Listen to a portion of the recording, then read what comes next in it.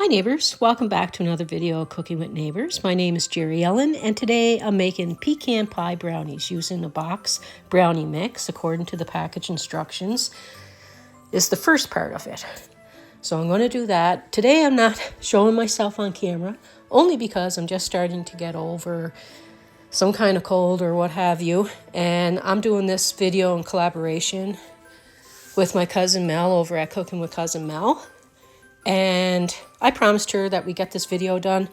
So here I am, enjoying it too, mind you. I'm loving doing this. And I wanted to come back on before Christmas anyway, because I need to say Happy Christmas, Merry Christmas, Happy Holidays, all that fun stuff. So I'm just doing this according to the package, and I'll be right back. Okay, and now I'm going to whisk up my brownie mix here. How is everybody doing? Are you ready for old St. Nick? Are you all shopped out and dead on your feet? You know, but yeah, I hope that everybody is having a good one. Okay, that's looking good. Now I have a 9 by 9 inch pan that I put parchment paper down in. You can spray your pan with some cooking spray and then put the parchment paper in. Or you can put a little bit of water in it and swish it around and then put the parchment paper in. So long as the parchment paper sticks, that's all that matters. Now I'm just going to add my brownie mix to this and I'll show you the next step. Okay, just going to set this aside now.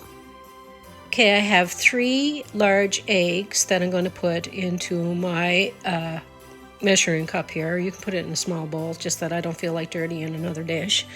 And I was already using this, so 3 large eggs, and to the 3 large eggs, going to add a teaspoon of vanilla extract. I'm going to make myself some good vanilla extract, or buy myself some. And there's nothing wrong with using this, I just feel like stepping up the game since I do a lot of baking. So that is my teaspoon of vanilla extract added to the eggs, and I'm going to give them a quick little whisk, and I'm going to set those aside for a minute.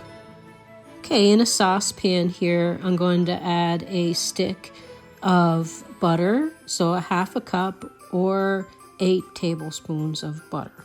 Just melting it over medium heat.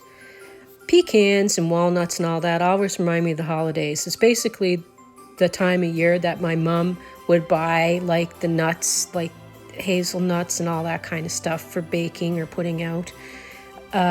That was a cup of sugar I'm adding to this, and I want to mix a cup of sugar and 3/4 of a cup of either corn syrup or maple syrup, your choice on that.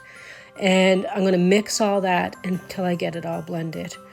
Yeah, chocolates and chips and all that stuff. We had sweets on weekends, kind of sort of thing, but that was like pound cakes and things.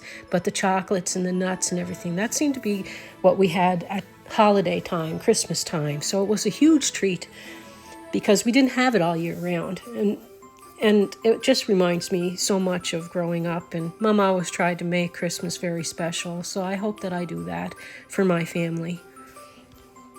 And once that's all blended, I'm going to remove it from the heat and turn off your burner, of course.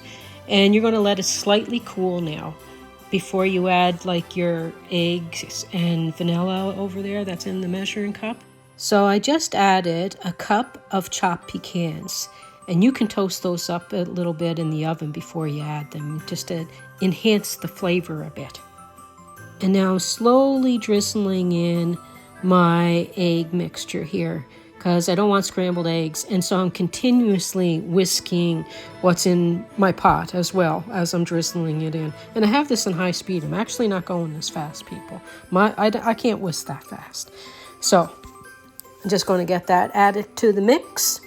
I'm going to pour it over my brownie mixture carefully, nice and easy like, before I put that into my preheated oven that I put at a temperature that the brownie box mix told me to. And I'm going to do a special little part of this collaboration, and that you'll see is hopping in a vehicle and heading to good old Cape Breton from Ontario. So it's a bit of a drive, but you just watch how I do it. It's going to be so lickety-split.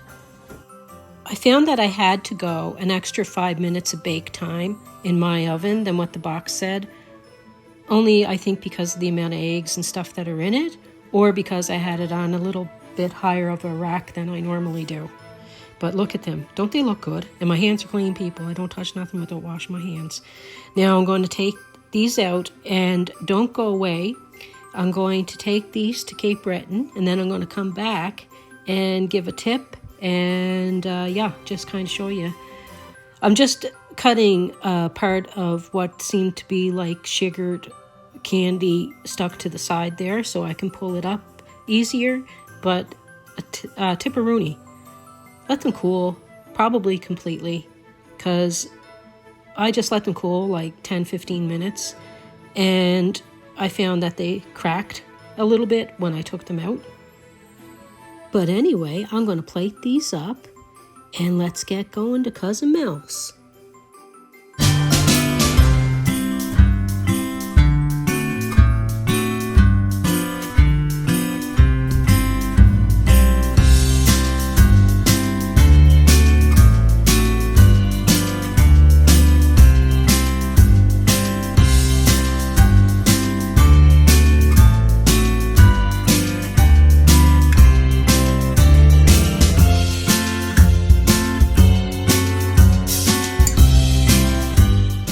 I told you I'd get to Cape Breton fast.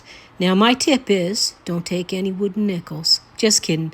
Let the brownies cool so that when you cut them, maybe they won't break. I found when I did cool off, they would cut better. But these will be tasty whether they're crumbled up on a plate or not, with some ice cream. Peace, love, God bless. Please come back again. Like, share, subscribe. Have a happy Christmas, everyone. Bye.